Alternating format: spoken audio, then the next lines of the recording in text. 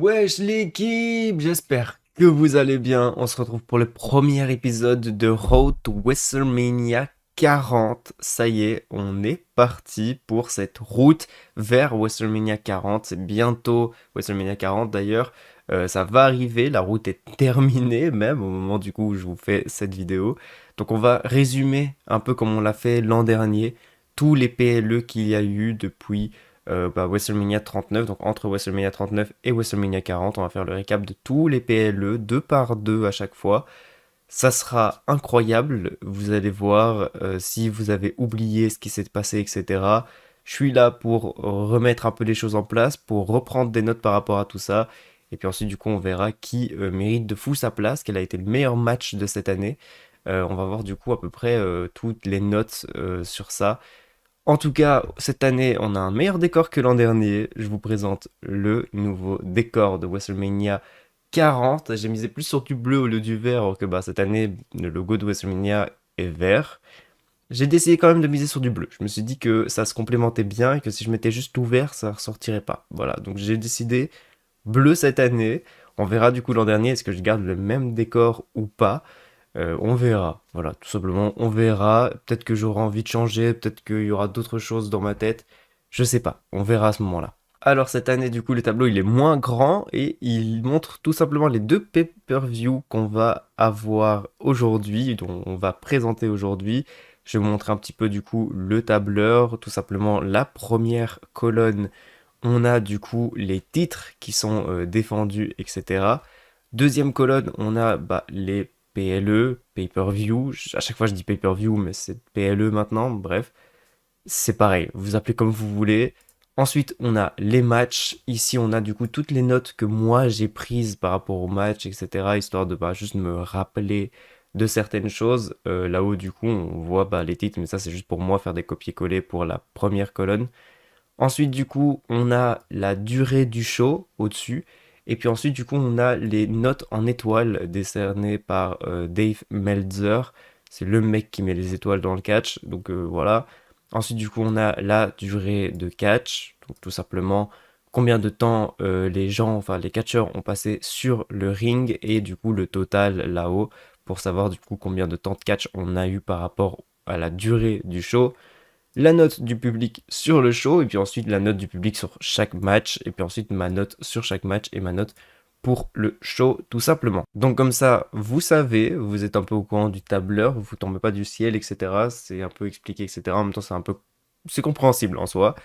Ici d'ailleurs, sur les matchs, on a la gagnante ou le gagnant qui est en vert, ou le gagnant même, qui sont du coup en vert, sinon en noir, c'est ceux qui ont perdu tout simplement, ça paraît logique. On commence du coup avec Backlash, Backlash qui est situé à Porto Rico cette année, c'était cool de sortir un peu des États-Unis, ça a fait grave plaisir, d'ailleurs cette année on est beaucoup sorti des États-Unis, donc franchement c'était grave plaisant, le public était incroyable, premier match Bianca Belair, Io Sky, c'est exactement ce que je dis, le public est très très chaud, surtout derrière Io Sky et Bianca Belair. Ça par contre c'était une dinguerie parce que Bianca Belair étant babyface depuis tellement longtemps, c'était une dinguerie de la voir du coup se faire huer et c'était une dinguerie surtout de voir que Io Sky se faisait justement acclamer. Je pense que c'est vraiment genre ce match-là qui a commencé à émettre l'idée à la direction de mettre une Io Sky en avant, voire championne. On le verra un peu plus tard. Je vous spoil pas si vous n'avez pas encore vu tous les autres PLE. On va voir ça étape par étape, mais en tout cas, je pense que c'est vraiment ce PLE-là qui a marqué du coup le fait que Io Sky pouvait potentiellement être mis en avant et que ça pourrait pas mal fonctionner. J'ai notifié après, Damage Control intervient, mais Bianca gagne toujours parce qu'elle est trop forte. J'en pouvais plus. Je vais pas vous mytho, j'en pouvais plus. Bianca Belair, elle devenait tout le temps, enfin elle était invincible en fait, tout simplement. C'est la IST, la meuf la plus forte, etc. Intouchable. Elle défend son titre face à Asuka à WrestleMania normal. Je pense qu'en réalité, il manquait vraiment des meufs pour prouver que Bianca n'est pas aussi intouchable que ça. Voilà, je pense qu'il manquait vraiment le fait de quand il y a un match de Bianca Belair qu'on se dise ouh, elle va peut-être perdre en fait. En vrai, on sait pas. Et du coup, c'était un peu horrible. Voilà, je vais pas vous mytho, c'était horrible. Moi, je regardais juste les matchs de Bianca en me disant, de toute façon, elle va gagner parce qu'elle est trop forte. Point. Voilà. Il n'y a pas ce truc de ah, pourquoi pas? Non. À aucun moment, je me disais pourquoi pas. Donc, c'était chiant. Ça me saoulait.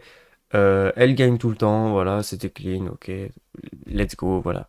J'ai mis, c'est un bon match, mais la victoire est pas dingue.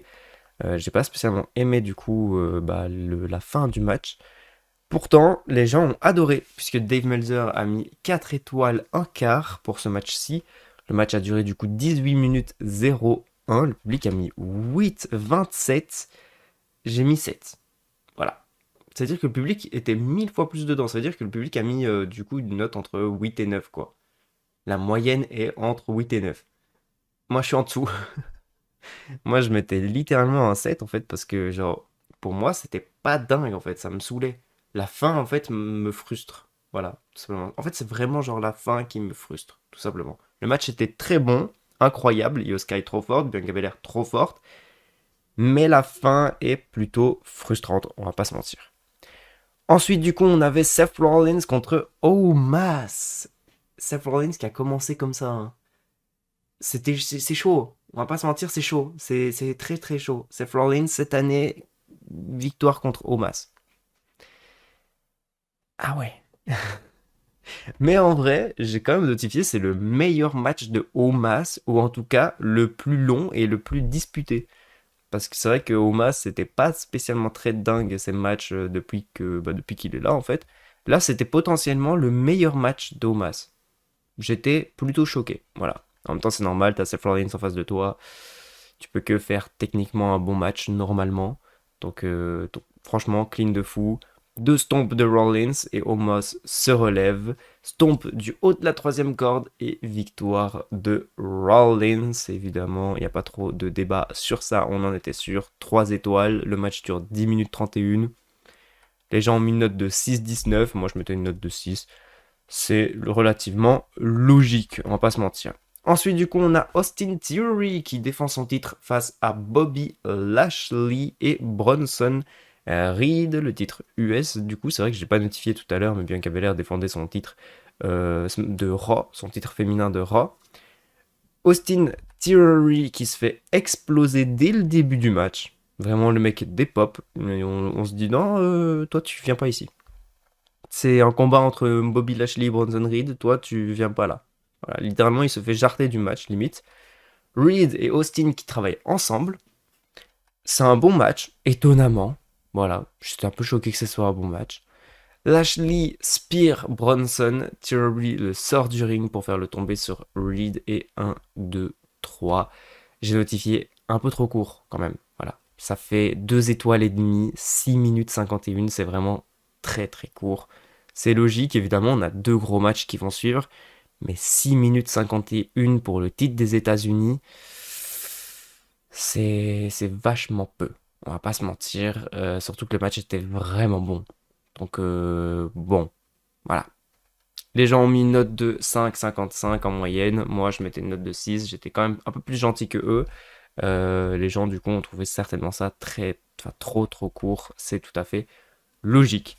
Ensuite, du coup, on a Rhea Ripley qui défendait son titre de SmackDown contre une originaire de là-bas, Zelina Vega.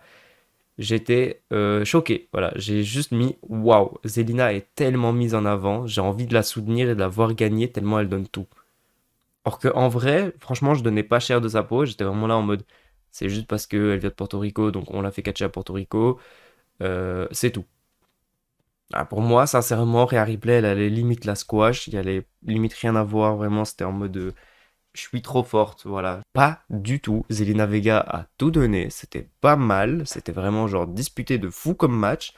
Rhea porte juste un coup de pied, un Riptide, et remporte le match.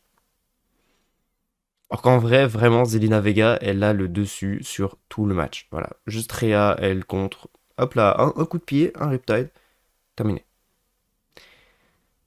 Dégoûté. Voilà, littéralement dégoûté. 2 étoiles seulement. Le match dure 7 minutes 11, un tout petit peu plus du coup que le match d'avant, mais vraiment toujours aussi peu. 5,30 pour les gens, moi je reste à 6 quand même, parce que bon, bah, J'aime bien Zelina. Dommage que elle, ça l'a pas mise en avant, comparé à Io Sky, malheureusement. Ensuite, du coup, on avait le match qui aurait dû être le main event. Je ne comprends pas pourquoi ils l'ont pas mis en main event. C'était le meilleur match du show, littéralement. Meilleur match limite de l'année, j'ai envie de vous dire. Parce qu'en soi, je crois que j'ai pas d'autres matchs qui m'ont marqué cette année, à part celui-ci. Damian Priest contre Bad Bunny. Franchement, je donnais pas cher de ce match au tout début. Ok, il y avait une grosse intrigue, etc. entre les deux, c'était pas mal. Mais franchement, je donnais pas hyper cher de ce match. Pour moi, ça allait être un match qui allait durer genre 10-15 minutes. Et puis, bah, fin. Voilà, tout simplement. Pour moi, ça allait pas être une dinguerie. C'est faux. Voilà, ils nous ont littéralement fait mentir. C'est le match le plus long, carrément. C'était le meilleur match. Littéralement, meilleur match de la soirée, meilleur match de l'année, limite. Je sais même pas quoi dire. Genre, vraiment, ça m'a mais choqué. Si vous avez pas vu ce match Damien Priest contre Bad Bunny, franchement, allez le voir. C'est vraiment, allez le voir. Le meilleur match possible, le main event qui aurait dû se faire. Après, vraiment, hein. Alors que la carte est pas très folle. Bianca Belair Io Sky, Seth Rollins Omas, Austin Theory contre Bobby Lashley, Bronson Reed, Rhea Ripley, Zelina Vega. T'aurais terminé avec Damian Priest, Bad Bunny, c'était bon. Les deux derniers matchs ne servent à rien. Techniquement, les deux derniers matchs, tu les retires, c'est pas problématique. Et c'est dingue, parce que vraiment, ça veut dire que tu retires la Bloodline, tu retires Owens et Zayn, donc ça veut dire que tu retires les mecs qui ont main eventé WrestleMania 39 dans la nuit 1, tu retires Brock Lesnar, Cody Rhodes, tu retires du coup des grosses têtes comme ça, et en fait c'est pas dérangeant. Je vous jure que c'était pas si dérangeant que ça. T'aurais pu mettre une fin, hop, Damian Priest, Bad Bunny, fin du show, ça y est. C'était acceptable, vraiment. C'est ça qui est choquant de fou, c'est que tu peux... En fait, le match était tellement bon que tu peux négliger des grosses stars. Voilà. Bon, c'est peut-être le moment de vous faire le recap du coup de ce match-ci. J'espère que vous aurez mis pause et que vous aurez été voir le match avant, parce que vous devez aller voir ce match. J'ai notifié directement, je me suis pas fait chier, étonnamment. Effectivement, je me fais pas chier. C'est bizarre de dire ça, parce que vraiment, Damien Priest, j'en ai rien à foutre, Bad Bunny, bon, c'est une star, quoi, donc voilà. Et bah en fait, non, je me suis pas fait chier. Match de fou, Bad Bunny travaille le genou, c'est tellement sensé. Le Judgment Day qui arrive, Rey Mysterio qui arrive, puis Carlito arrive, suivi de Savio Vega et la LWO. On a vraiment misé sur les stars un peu dans la fin de match. Carlito qui fait son retour, Savio Vega qui fait son retour, LWO du coup qui arrive. Bad Bunny sort vraiment un match un peu lent au début, mais il prend des bumps de fou. Vraiment, il a donné son corps, on va pas se mentir. Et c'est tout ce que j'ai notifié. C'est tout ce que j'ai notifié. J'ai même pas notifié la fin de match. Je sais même plus du coup comment ça se termine. Et ben voilà. Bah on saura jamais comment ça se termine. Allez voir ce match. Je vais pas vous le dire comment ça se termine. Allez voir ce match, littéralement. L'un des meilleurs matchs de la soirée. Enfin, le meilleur match de la soirée, l'un des meilleurs matchs de cette année. Il n'y a pas de. Il n'y a pas de débat. Il y a littéralement pas de débat. C'est littéralement le meilleur match de cette année. Allez voir ce fucking match. Ça prend une note du coup de 4 étoiles et demi. Vraiment pas gentil. J'aurais même mis 4 étoiles 3 quarts perso. Tellement il était bon quoi. 25 minutes 03. Le public met une note de 8,53. J'aurais mis une note de 9 direct. Le match était fou. C'était incroyable, vraiment. Pas loin de la perfection, vraiment. Or que c'est une star et Damien Priest. C'est pas non plus. C'est pas comme si tu mettais un match Seth Rollins contre je sais pas qui. Contre. Je vais arrêter de sucer Seth Rollins. C'est comme si tu mettais un Sheamus Gunther, tu vois. Ça a fait 5 étoiles. Sheamus Gunther, l'an dernier, ça a fait 5 étoiles. Et bah là, franchement, Damien Priest Bad Bunny, ça aurait pu être un Sheamus Gunther. Littéralement. Ça aurait pris 5 étoiles, j'aurais dit, je suis d'accord. Ça m'aurait vraiment pas choqué. Tellement le match était bon, tellement c'était fou, tout était incroyable. Évidemment, c'est une victoire de Bad Bunny. J'ai pas me notifié comment est-ce qu'il gagne le match, mais victoire de Bad Bunny, vous le voyez vu qu'il est écrit en vert. C'était le meilleur match de la soirée. Après, ça va être compliqué de rebondir juste après ce match-ci. Et pourtant, eh ben, c'est Owens, Riddle et Sami Zayn contre la Bloodline, Jay et Jimmy Uso, ainsi que Solo Sikoa. Je suis un fan de la Bloodline, et ça se voit juste ici. J'avais pas besoin de les voir cette nuit-là. Je vais pas vous mentir, après le match Damien Priest Bad Bunny, j'avais pas besoin de les voir. J'avais eu ma soirée. Ma soirée était faite. Ça y est. Après le reste, c'était que du bénéf. J'étais content d'avoir encore du catch, mais franchement, c'était que du bénéf. Il n'y avait pas besoin qu'ils soient là. C'est incroyable. Du coup, on va quand même résumer les deux derniers matchs qui techniquement ne servaient pas à grand chose, mais c'était quand même cool d'avoir ces matchs-là. On commence du coup avec le Owens, Kevin Owens, Matt Riddle et Sami Zayn contre Jey Uso, Jimmy Uso et Solo Sikoa. Le match est très lent, Sami subit et Solo Sikoa n'est pas très d'accord avec ses frères, ça crée déjà une petite division entre la Bloodline. On dirait que Sikoa il fait son match solo, mais parfois il travaille avec les Usos. Seulement parfois. Bon. J'ai mis ouf, ça s'embrouille entre Solo et Jay. Sami en profite pour porter son Elva Kick sur Solo. C'est pas vrai, j'ai pas écrit ça. Sami en profite pour porter son Elva Kick, mais Solo sauf Jay de la défaite. Donc ça s'embrouille tout entre Jay et Solo, mais Solo quand même, il veut gagner le match. Donc il va pas laisser Jay quand même se faire mettre les épaules au sol. Solo a voulu frapper Jay, mais Sami a interrompu. Pas mal. Solo Sikoa blind tag Jay et en profite pour gagner le match sur Riddle. C'était logique, on savait que Riddle du coup allait être là pour prendre le pin, c'était sûr. Et franchement, créer cette petite histoire de dissension entre Jay et Solo Sikoa, le fait que Solo Sikoa du coup a failli frapper Jay, mais que Sami Zayn en fait l'en empêche, c'était beau. Ça rappelait du coup l'histoire qui s'était passée, bah du coup où Jay avait empêché Solo Sikoa de frapper Sami Zayn lorsque Sami Zayn est un peu remis en question dans la Bloodline. C'était incroyable, storyline très jolie, voilà. 3 étoiles 3 quarts, 22 minutes 5 de match. Une note de 6,86 pour les gens, moi je mettais une note de 7, c'est quand même respectable, c'est plus ou moins pareil.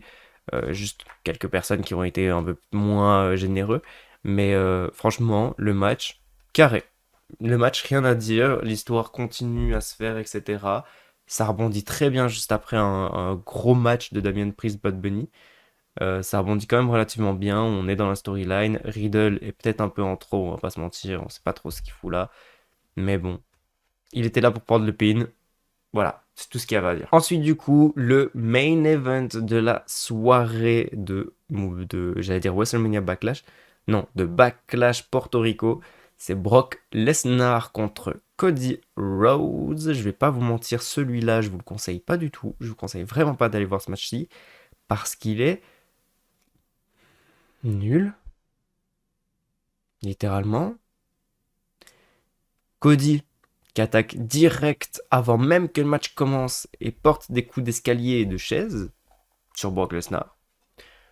Le match commence et maintenant c'est Cody qui subit. Il paraît même plus touché que Lesnar, alors que Lesnar vient de se faire passer à tabac juste avant le match. Normal. Cody arrache la protection de coin pendant que Lesnar lui porte une suplex. Ok, pourquoi pas, ça commence à nous créer un petit storytelling par rapport du coup au fait que Cody Rhodes du coup est prêt à tout pour gagner face à le monstre Brock Lesnar. Lesnar se prend le coin du ring sans protection, s'ouvre le front. Pendant que Lesnar est en sang, Cody domine le match. Clé de bras de Lesnar, Cody met Lesnar sur le dos et gagne le match. Littéralement. Et en plus de ça, le pourquoi je vous invite pas à regarder ce match-là, c'est que juste après, en fait, Cody rentre super vite dans le vestiaire. Il a même pas célébré. Le public est fou. Il chante oh, oh, oh alors que Cody il est même plus là. Il s'est barré, littéralement. Il est arrivé, il a gagné sur un roll-up. Et même pas. En fait, il gagne sur juste, il se mange une clé de bras. Les épaules de Lesnar sont au sol. 1, 2, 3. Il se casse. Mais le mec se barre. Il est même pas resté. Il a même pas célébré. Rien. Le mec s'est barré. Voilà. Je ne comprends toujours pas ce choix. pourquoi il s'est barré aussi vite. Genre, il aurait pu rester, ok, reste pas dans le ring, c'est logique. Et c'est Brock Lesnar, reste pas dans le ring, il va t'exploser, voilà, il est pas KO, il est pas touché, c'est vraiment genre, c'est logique, reste pas dans le ring. Mais au moins, reste avec le public. Reste au moins, genre, sur la rampe d'entrée, quoi. Non, rien du tout. Cody s'est dit, non, je me casse. Voilà. Non, j'en ai marre. Je rentre au vestiaire. Ça y est. Je vous jure que j'ai pas compris. Je ne comprends toujours pas ce choix. Ça me frustre, c'est frustrant de fou. Premier match vraiment entre Brock Lesnar et Cody Rhodes, je vous le recommande pas du tout. N'allez pas voir ce match évidemment, ça prend quand même la même note que le match d'avant, bien payé de fou parce que perso, ça mérite pas ça. Littéralement, 3 étoiles 3 quarts, ça mérite pas du tout. 9 minutes 43 de match, donc le match est hyper court. Vraiment, après c'est Lesnar évidemment, on s'en doute. Quand même, le match est hyper court. Les gens ont mis une note de 6,56. Quand même un petit peu plus quand même que le match d'au-dessus. Moi perso, je mettais une note de 6. C'était nul. Pas ouf. Je comprends pas. Je vous jure que la storyline Brock Lesnar Cody Rhodes, c'est techniquement pas ma storyline préférée. Voilà, on en reparlera plus tard, mais c'est pas du tout ma storyline préférée. Je vous avoue que je l'ai détesté littéralement très fort. Voilà, tout simplement. Donc en soi, du coup, ce show, sur une durée de 3 minutes 2, de 3 minutes 2, de 3 heures, 2 minutes et 30 secondes, il y a une durée de catch du coup de 1h29 et 42 secondes. Donc, en vrai, c'est relativement clean. C'est pas le show le plus long qu'on possède. C'est pas non plus le show avec le plus de combats du coup. Enfin, avec le plus de combats, avec plus le temps de combat. Par contre, c'est vrai qu'on a quand même pas mal de matchs sur cette carte-là. On va voir que fin d'année, ça va vraiment rapetissir de fou et on n'aura plus beaucoup de matchs dans la fin des pays, enfin, des pay-per-view, des PLE. Ça me perturbe à chaque fois, en fait, je veux dire pay-per-view et du coup je me dis non, c'est pas pay-per-view, c'est PLE. Et donc du coup je me bloque dans ma phrase, ça me saoule.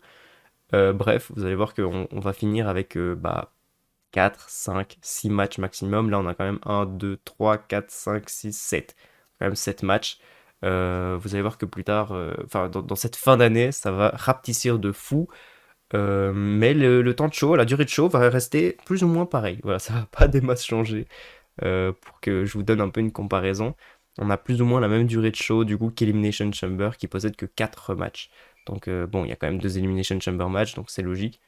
Mais quand même, voilà, quand même. C'est quand même relativement un bon show puisque le public met une note générale de 7,73. Quand même, moi personnellement, j'aurais mis une note de 8, donc je suis vraiment pas très très loin évidemment. Faut savoir que moi je mets toujours des notes pures, je peux pas en fait mettre de virgule parce que sur du coup bah, les notes etc que vous voyez, c'est des notes récupérées du coup sur Cage Match, le lien est juste là d'ailleurs à chaque fois. C'est des notes récupérées du coup là-bas et en fait là-bas je peux pas mettre de notes avec des virgules, donc moi je mets jamais du coup de notes avec des virgules. Voilà, je mets toujours du coup une note pure. Pas de virgule ou quoi que ce soit, donc voilà, sinon j'aurais peut-être mis du coup un 7,5 ou un truc dans le genre, mais je peux pas. Donc je mets à chaque fois du coup des notes pures, seulement des 1, 2, 3, 4, 5, 6, 7, 8, 9, voire 10 si c'est possible. Mais enfin si c'est possible d'avoir un match aussi chaud.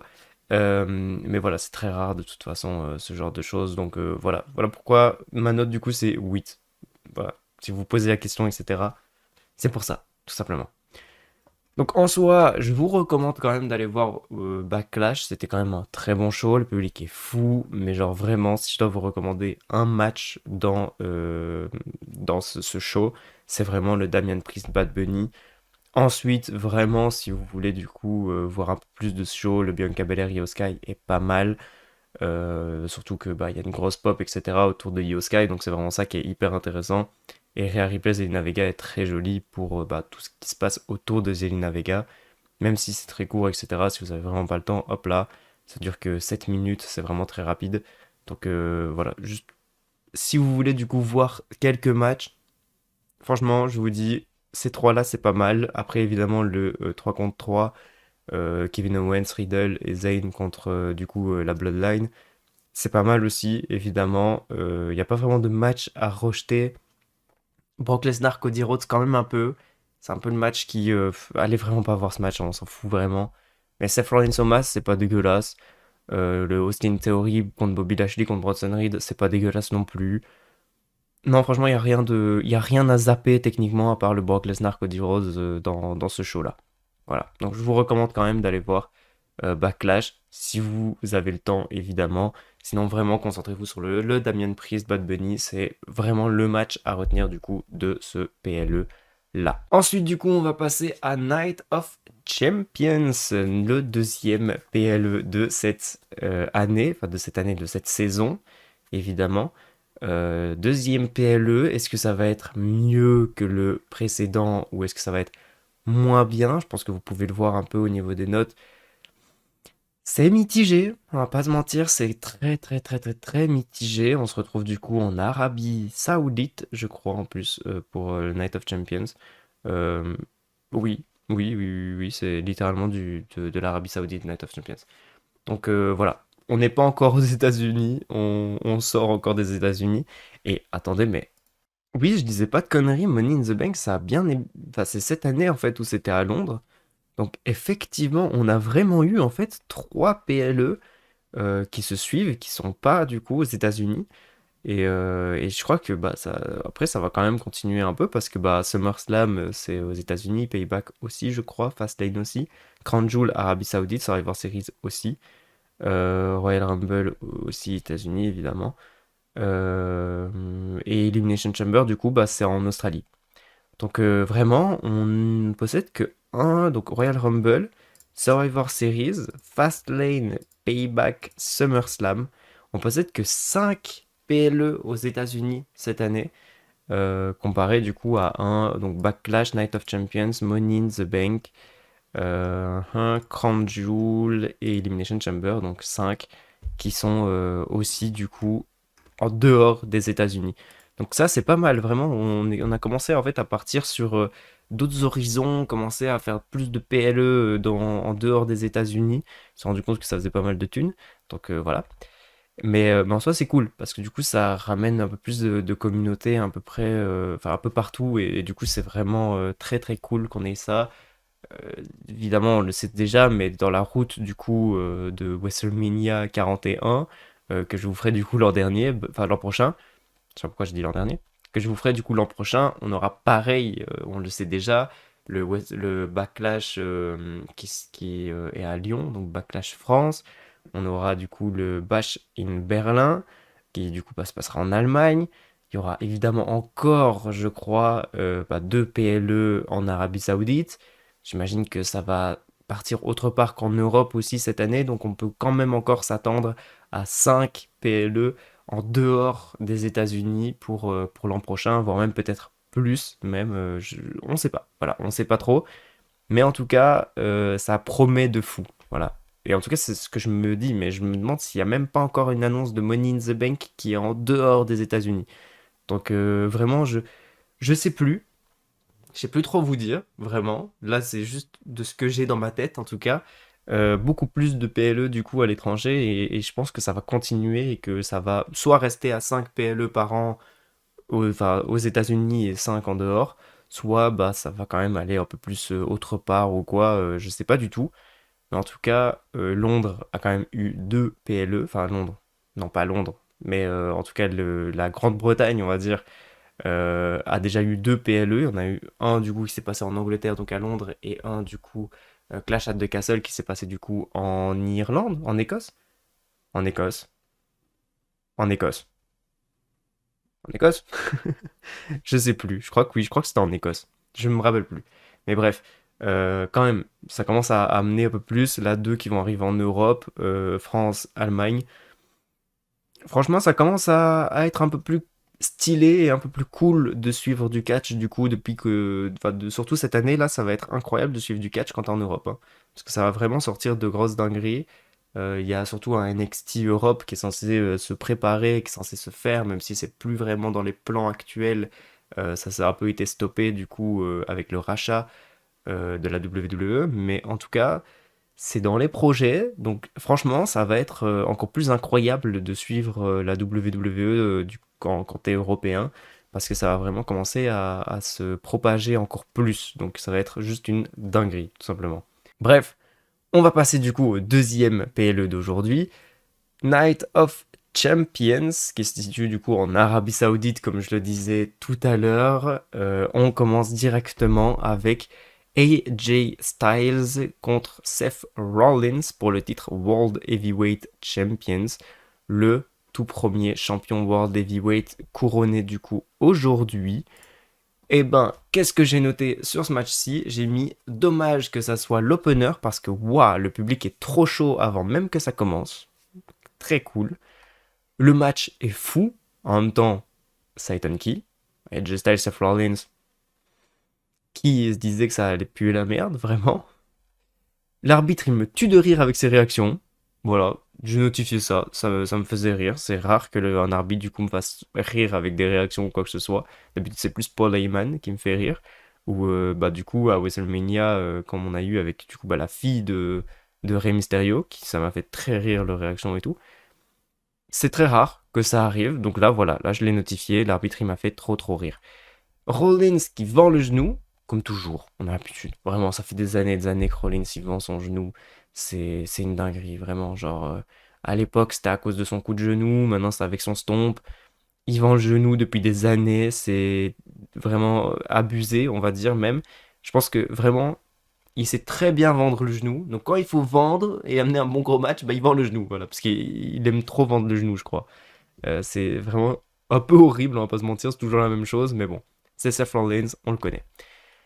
Il peut pas porter son stomp, donc part pour un pedigree et enchaîne avec un stomp. 1, 2, 3, victoire de Seth freaking Rollins, nouveau champion World Heavyweight. Incroyable, je me doutais pas du tout en vrai que Seth Rollins allait choper le titre, même si en vrai ça paraissait logique et Jay Styles était du côté de SmackDown, je crois, donc ça n'avait un peu aucun sens. Mais je vous avoue que je m'attendais vraiment à ce que ça soit un titre qui soit relativement vite droppé, que ça soit vraiment en mode tenez, vous méritez, ça fait des années qu'il n'y a plus de titres majeurs, que c'est Roman Reigns qui domine tout, donc voilà, je vais juste faire kiffer plusieurs superstars et vraiment du coup bah, vous mettre un titre, etc. parce que vous méritez. Je pensais vraiment que ça allait se passer comme ça. Pas du tout. Voilà, je vous spoil pas spécialement pour le reste, mais pas du tout. C'est le truc qui me choque le plus, on va pas se mentir. Ce match-là, du coup, a chopé 4 étoiles, un quart, et c'est logique, vraiment, limite l'un des meilleurs matchs de la soirée. C'est tout à fait normal, on va pas se mentir. 20 minutes 40 de catch, très bon. 7,53 pour le public, moi je mettais une note de 8. J'ai adoré, vraiment, j'ai adoré. Si vous l'aviez pas vu, allez le voir, c'est très joli, très beau comme match. Tout est clean, c'est du face contre face, donc il n'y a aucune vraiment storyline derrière, c'est vraiment juste qui est le meilleur entre ces deux-là. C'est juste parfait. Voilà, vraiment, c'était parfait. Ensuite, du coup, on a enchaîné avec Trish Stratus contre Becky Lynch. J'ai mis c'est mieux qu'à WrestleMania, mais c'est quand même un peu compliqué pour Trish. C'est vrai que Trish Stratus et Lita avaient vraiment sorti un match horrible à WrestleMania, vraiment, ça m'avait dégoûté. J'étais juste mort de rire tellement c'était rien n'allait. Voilà, tous les coups étaient portés à côté, c'était pas ça, c'était vraiment pas ça du tout. Donc voilà, là c'était 1000 fois mieux quand même, et on va voir quand même qu'avec le temps, Trish Stratus va vraiment s'améliorer de fou. C'était mieux. J'ai bien aimé ce match en vrai, ça allait encore. J'ai mis, ça lui va bien d'être heel Trish. Franchement, j'ai trop aimé en fait. Je pensais que, enfin, je trouvais en tout cas qu'en tant que face, elle était chiante, vraiment. C'était habituel, oui, voilà. Je suis une Hall of Fame, tout le monde m'aime, nanani, nanana. C'était chiant. Là, vraiment, le fait d'avoir un heel turn de Trish, c'était juste parfait. Voilà, vraiment, ça lui va trop trop bien, j'aimais trop. Le neckbreaker catastrophique. Évidemment. J'ai mis, elle doit arrêter sa prise dans le coin où elle va chercher la tête avec ses pieds. C'est tout le temps catastrophique, il n'y a rien qui va. Voilà. Faut vraiment qu'elle arrête ça. Et je crois d'ailleurs qu'elle l'a arrêté par après. Je pense qu'elle ne l'a plus fait. Ou elle a juste plus eu l'occasion de le faire ou quoi que ce soit. Mais en tout cas, c'est plus sorti, je crois, dans ces matchs. Donc j'étais très heureux. Voilà, tout simplement. Parce que catastrophique, c'était nul. Heureusement que Becky, c'est l'une des meilleures catcheuses évidemment, parce que sinon le match il aurait pu la merde. Intervention de Zoé Stark, victoire de Trish Stratus. Dommage parce que du coup la rivalité continue, mais c'est cool pour l'arrivée du coup de Zoe Stark dans le main roster. C'était peut-être la meilleure façon de l'introduire en vrai Zoe Stark. Enfin c'était une bonne façon en tout cas d'introduire une superstar. Ça a été Zoe Stark, franchement c'était très cool. Ça l'a mis du coup sur le devant de la scène très rapidement quand même. Donc franchement très très bien. Elle n'a pas dû faire ses propres marques elle-même, etc. Et galérer à essayer d'avoir le public dans sa poche ou quoi. Non, franchement, elle est arrivée directement dans une storyline, ça l'a bien ancré du coup dans le roster, c'était parfait. Voilà, franchement, l'arrivée de The Stark, il a été géré de fou malade. Ce match a pris du coup 3 étoiles, un quart, 14 minutes 50, pas mal. 5,74 pour le public, moi je mettais un 4, j'ai été beaucoup plus aigri sur ce match-ci parce que bah, le fait que Trish Stratus, elle rate des trucs et tout, ça m'énervait vraiment. Et maintenant, je regrette limite parce que vous allez voir, mais vraiment, après Trish Stratus, elle nous fait taire tous. Elle s'est vraiment entraînée de fou et elle est devenue bah, vraiment au niveau quoi. Donc c'est relativement choquant. Là vraiment, WrestleMania, elle a pas le niveau. Après WrestleMania, pas trop. C'était un peu mieux, mais catastrophique quand même. Ensuite, après, vraiment, trop forte. Vraiment, Trish Stratus, trop fort. Ensuite, du coup, ce match-ci, on avait le Gunther qui défendait son titre intercontinental contre Mustafa Ali. Le match est vraiment pas dégueu et je commence à me dire que ce serait... Enfin, ah, j'arrive pas du coup à lire ma phrase, mais bref, je commence à me dire du coup que ça pourrait être pas mal de voir Ali remporter le match en fait. Je me suis dit, pourquoi pas en fait, Ali champion intercontinental, ça peut être pas dégueu. Je vous avoue que j'y ai cru à un moment donné. Et puis ensuite, du coup, bah, j'ai notifié oui, mais non. Gunther est trop dominant, c'est abusé. Il faudra une grosse superstar pour lui retirer le titre. Encore actuellement, il faudra toujours une grosse superstar pour lui retirer le titre. Et on verra plus tard, mais je suis pas sûr que il le perde à WrestleMania. Voilà, je pense sincèrement qu'il va encore conserver son titre intercontinental. On verra, on verra. Ça fait quand même un match du coup de 3 étoiles, 3 quarts, meilleur que le match d'avant, qui est 1000 fois plus court, 8 minutes 35, très très court comme match. Les gens mettent quand même une note de 7,38, moi je mettais une note de 6, c'est littéralement logique et mérité. Ensuite du coup on a Bianca Belair qui défend son titre contre Asuka, je vous avoue que là je ne l'ai pas vu venir, j'ai vraiment aucun intérêt à ce match, c'est dommage, mais j'arrive absolument pas à rentrer dedans, littéralement. J'ai du mal à croire aux offenses d'Asuka, puisque bah, à WrestleMania, elle s'est fait battre. Donc pour moi, il n'y avait aucun intérêt du coup de refaire ce match-là. Et puis du coup, bah, j'ai notifié, ah bah j'aurais tellement dû y croire parce que parce que Asuka devient la nouvelle championne de Raw. J'aurais dû. J'aurais dû y croire. Je vous avoue que je l'ai pas fait. Et que j'aurais dû. Voilà, c'est un prix à contre-pied. Du coup, bah, j'étais un peu dégoûté. J'ai notifié, bon, bah, on est reparti pour un règne nul d'Asuka. J'avais pas tort. En vrai, j'avais vraiment pas tort. Mais voilà, bon, la victoire d'Asuka. Asuka, du coup, prend le titre à Bianca Belair. J'étais dégoûté du fait que Bianca Belair soit mise aussi forte, etc. et qu'elle soit vraiment imbattable. Et ben, elle est battable, voilà. Asuka la bat. Mais je vous avoue que c'était pas la meilleure personne pour battre Bianca Belair, on va pas se mentir. Mais bon, voilà, c'est arrivé, c'est arrivé. 3 étoiles, un quart pour ce match-ci, 15 minutes de match tout pile d'ailleurs. Les gens mettent une note de 6,50, tout pile aussi. Moi j'aurais mis une note de 5 parce que vraiment aucun intérêt limite derrière ce match-ci. Ensuite du coup on a le Rhea Ripley contre Natalia. Je vous avoue que je vais un peu plus vite du coup sur ce match-ci parce que bah, vraiment ils sont éclatés. Rhea Ripley contre Natalia, j'ai mis imagine le changement de titre, il se fait entre Natalia et Asuka. Parce que du coup, bah, en fait, les championnes avaient changé de roster. La championne de Raw était du côté de SmackDown et la championne de SmackDown du côté de Raw. Donc je me suis vraiment dit, imagine. Genre juste, elles s'échangent le titre. Natalia et Asuka. Imagine. Ah, je vous avoue que c'est... Genre vraiment, quand j'ai vu ça... Enfin, quand j'ai pensé ça, j'étais mort de rire. Vraiment, ça aurait été, mais... Ah, n'importe quoi. J'ai notifié, ah ouais, c'est vraiment un squash de fou. Natalia a même pas mis un coup. Voilà. Et puis j'ai mis, bah, en même temps, c'est logique. Natalia n'avait vraiment rien à foutre là. Voilà. C'est... J'ai pas compris. Le match a duré 1 minute 10. Voilà, c'est vraiment un squash. Riptide, fin de match. Littéralement. C'est logique en soi. Mais ça reste triste. On termine du coup avec les deux gros derniers matchs. Brock Lesnar contre Cody Rhodes. Là, ça m'a un peu plus intéressé que le match du coup du côté de Backlash, qui vraiment m'avait dégoûté. Là, le match était un petit peu mieux quand même. Cody s'en est beaucoup trop bien sorti, or qu'il était hyper faible, littéralement. Cody, il est arrivé bandé, etc. Genre vraiment en mode je n'en peux plus, je suis mort, vraiment. Genre, il s'en sortait trop bien. Il s'en sortait vraiment trop trop bien. Genre tel un super-héros, évidemment, et ça me saoule. Le fait que Cody Rhodes soit vraiment un super-héros, enfin en tout cas perçu comme un super-héros, ça me saoule. Voilà pourquoi je ne soutiens pas des masses Cody Rhodes et que je le porte pas spécialement dans mon cœur. Parce qu'il est booké tel un super-héros, indétrônable, impossible à battre, etc. Donc vraiment, bah, ça me saoule. Donc voilà. Ensuite, j'ai mis, après deux Kimura Lock, Cody et KO. J'ai mis, je pense pas que ça soit la meilleure des idées. Il aurait dû perdre après 5, 6, F5 au lieu de juste tomber KO, mais bon. Voilà, c'était quand même un meilleur match. Content du coup que Brock Lesnar reparte avec la victoire et que ce soit pas encore Cody Rhodes il regagne encore, or qu'il est blessé de fou, or qu'il est dans un mauvais état.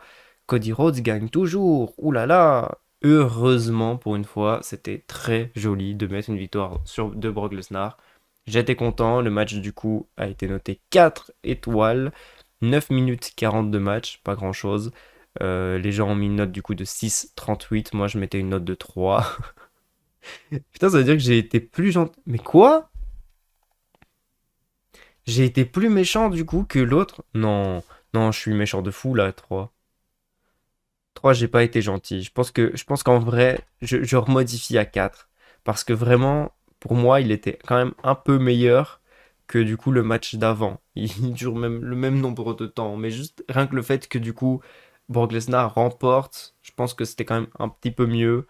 Niveau storyline et tout, ça a 1000 fois plus de sens plutôt que le match au-dessus, quoi. Donc bon, j'avais quand même pas aimé, mais c'était quand même un petit peu mieux. Voilà, quand même. Ensuite, du coup, on passe au main event, les titres Tag Team Undisputed qui sont remis en jeu. Kevin Owens et Sami Zayn qui remettent en jeu leurs titres contre Roman Reigns et Solo Sikoa. C'était peut-être pas la meilleure idée des bookings, etc. Je crache sur ce genre de pratique depuis des années et des années. Le fait de mettre un champion dans la division tag team, ça me casse les couilles. Voilà, j'ai horreur de ça. C'est horrible, vraiment. Je déteste ça. Lorsqu'on a du coup Charlotte Flair qui était championne à l'époque, ou je sais même plus c'était qui. Oui, je crois que c'était Charlotte Flair qui était championne et qui allait quand même combattre pour les titres tag team avec Asuka, je crois. C'était ça. Vraiment, non, non, non, non, non, non. Tu mets pas le champion dans la division tag team. Ça n'a aucun sens. Tu gardes les deux bien divisés. Là, c'est horrible. Voilà. Kevin Owens et Sami Zayn qui défendent leur titre tag team face à Roman Reigns comme si Roman Reigns avait besoin des titres tag team pour être mis en avant. Ça n'avait aucun sens, vraiment. J'ai pas trop aimé du coup la construction de ce match-ci. Juste pour ça, juste parce que pour moi, un champion, tu le mets pas dans la division tag team tout simplement. Mais c'était vraiment pas dégueu. J'ai mis Sami est tellement over, ils peuvent pas perdre, littéralement. Il fait les présentations en arabe carrément. C'est trop. Sami est trop fort. Littéral. C'est vraiment, en fait, c'était le retour de Sami Zayn merde, en Arabie Saoudite, voilà. C'était son retour, je crois. Donc voilà, vraiment tout le monde le soutenait et tout. C'était une dinguerie. Il a fait les présentations en arabe. C'est cool, évidemment. Roman, c'est vraiment un main eventer de fou. On peut pas dire le contraire. Tu sens l'importance de ce match, or que aucun coup n'a été porté. L'arbitre a mangé un spire de fou. Les Usos qui viennent attaquer Kevin Owens et Sami Zayn, puis super kick sur Solo Sikoa. Roman s'énerve sur les Usos et Jimmy porte un super kick sur Roman. Stunner sur Solo, Elva kick et 1, 2, 3. Jimmy a turn, mais Jay n'a pas l'air super d'accord. Là, ça a vraiment construit du coup la division de la Bloodline à ce moment-là. On avait vraiment du coup Sami Zayn qui venait de trahir la Bloodline au Royal Rumble avant. Enfin avant WrestleMania, avant Elimination Chamber, tout ça, tout ça. Là maintenant, du coup, c'était au tour de Jimmy de se retourner contre la Bloodline. Jay était pas vraiment d'accord. Jimmy l'a vraiment emporté avec lui dans ce conflit-là, dans la séparation. C'était un peu brouillon, on comprenait pas trop, et vous allez voir que la suite, c'est pas très compréhensible non plus. Mais voilà, en tout cas, Jimmy se retourne contre la Bloodline, en tout cas contre Roman Reigns et Solo Sikoa, en apportant du coup Jay à ses côtés. Le match est plutôt bon, 4 étoiles et demie, 26 minutes 25, carré de fou, le match le plus long du coup de la soirée. Les gens ont mis une note de 8,40, j'ai mis une note de 8, tout simplement pour moi. Ce qui me retire un point, ce qui me retire le 9, c'est littéralement le fait que ça soit pour des titres tag team. Ça me saoule. Juste la storyline autour de ça, c'était nul, mais vraiment le match, la story à l'intérieur, incroyable. Vraiment, elle était incroyable. Et ben du coup, c'est la fin de ce PLE qui a duré du coup 3h12 et 26 secondes. On a 1h36 de catch. Un peu plus long du coup que Backlash. Et en même temps, un peu plus de catch du coup que à Backlash. Ça prend une moins bonne note. 7,37 pour les gens. Moi, je mettais une note de 7. Qu'effectivement, je suis un peu en dessous. Night of Champions, un peu moins bon que Backlash, même si on a quand même de très bons matchs. On a quand même le AJ Styles Seth Rollins, le Kevin Owens Sami Zayn contre Roman Reigns et Solo Sikoa. Il y a quand même du coup le Gunther Mustafa Ali. On va dire qu'il était pas dégueu. J'ai cru en Mustafa Ali à un moment donné, quoi. C'est juste ça. Sinon, bah évidemment, on a quand même le Rhea Ripley Natalia, Brock Lesnar Cody Rhodes. Aïe. Le Trish Stratus Becky Lynch où il y a des coups qui sont ratés, donc c'est un peu chaud. Bianca Belair Asuka où j'y crois pas depuis le début, vraiment, genre pour moi il n'y a aucun intérêt derrière ce match-là, donc voilà. Il y a quand même des matchs pas ouf, il y a des matchs incroyables, et Just Seth Rollins et Kevin Owens Sami Zayn contre Roman Reigns Solo Sikoa sont très bien mis là en vrai, ça commence très bien le show et ça termine très bien le show, tout est parfaitement bien booké en soi, mais en vrai on a un énorme ventre mou au milieu, on a quand même du coup Bianca Belair Asuka, Rhea Ripley Natalia qui se suivent, Brock Lesnar Cody Rhodes qui dure du coup 9 minutes. Enfin, on a vraiment que des matchs rapides qui se suivent, pas trop d'enjeux ou quoi que ce soit. Donc, quand même un énorme gros ventre mou dans ce show. Mais en tout cas, c'est quand même un très bon show. Si je dois vous recommander un match, je vous recommande évidemment le AJ Styles Seth Rollins qui était incroyable. Et puis, le Kevin Owens Sami Zayn contre Roman Reigns et Solo Sikoa, juste pour l'histoire de la Bloodline derrière ce match-ci. Pour le match, techniquement, je vous le recommande pas, mais vraiment juste pour l'histoire qu'il y a du coup à la fin de ce match-ci, je vous le recommande de fou, littéralement. On a terminé du coup pour cette vidéo, pour ces deux PLE. On se retrouve du coup dans quelques jours pour la suite de Road to WrestleMania avec du coup le PLE Money in the Bank suivi de Summer Slam. Sur ce, je vous dis à la prochaine. J'espère que vous avez kiffé cette vidéo. Mettez un like si vous avez aimé. Dites-moi dans les commentaires ce que vous en pensez. Et puis sur ce, moi je vous fais des bisous. Ciao ciao.